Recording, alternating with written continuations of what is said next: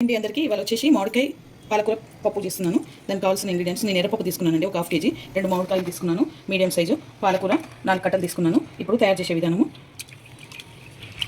ఇది బాగా 2 సార్లు కడుక్కున్నాను. పప్పు కుక్కర్లో వేసుకుంటున్నాను. మీరు కావాలంటే కందిపప్పుతోటి పెసరపప్పుతో కూడా చేసుకోవచ్చు. నేను ఎర్రపప్పుతో చేస్తున్నాను.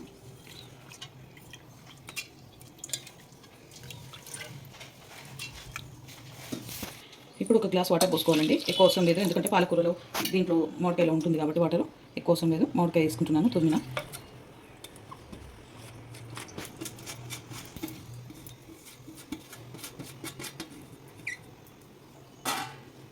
ఇప్పుడు ఒక 5 పచ్చిమిర్చి వేసుకుంటున్నాను ఇలా తుంచి.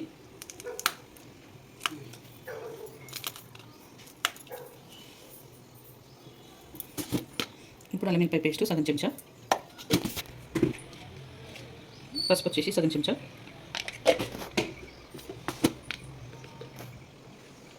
కారం 2 స్పూన్లు వేస్తున్నాను, ఉప్పు 2 చెంచాలు. 3 సార్లు కడుక్కున్నానండి, ఇలా ఊడబోసుకున్నాను. ఇప్పుడు పాలకూర వేసేసుకోవాలి.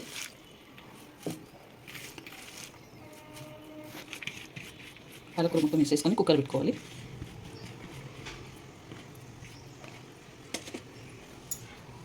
కొన్ని వాటర్ పోసుకుంటాను.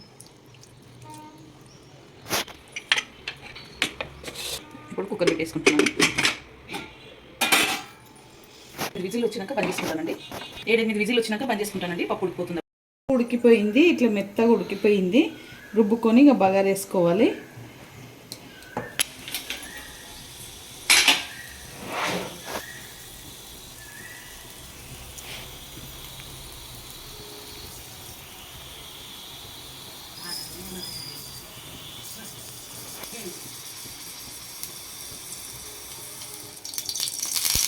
ఒక 2 స్పూన్ల ఆయిల్ పోసుకుంటున్నాను. 1 స్పూన్ జీలకర్ర, 1 స్పూన్ ఆవాలు, 7-8 వెల్లుల్లి రెబ్బలు,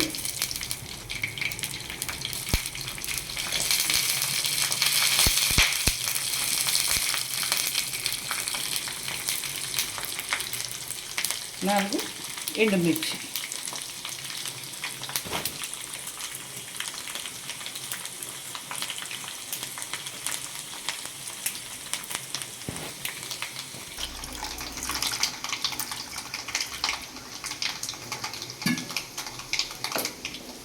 ఓకే అండి, కరివేపాకు వేసుకుంటున్నాను. ఇప్పుడు ఇది బగారా అయింది.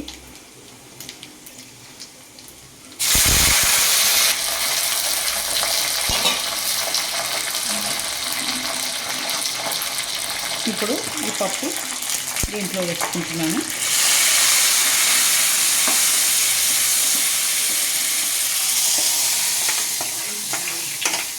ఒక 10 మినిట్స్ మసలనివ్వాలండి. కొన్ని వాటర్ పోసుకుంటాను. కొన్ని వాటర్ పోసుకొని 10 మినిట్స్ మసలినాక బంద్ చేసుకుంటాను. ఈ వీడియో కనుక నచ్చితే లైక్ చేయండి, షేర్ చేయండి, కామెంట్ చేయండి, సబ్స్క్రైబ్ చేయండి. చాలా బాగుంటుంది, మీరు కూడా ట్రై చేయండి. బగారా రైస్లోకి కానీ రోటీలోకి కానీ అన్నిట్లోకి బాగుంటుంది.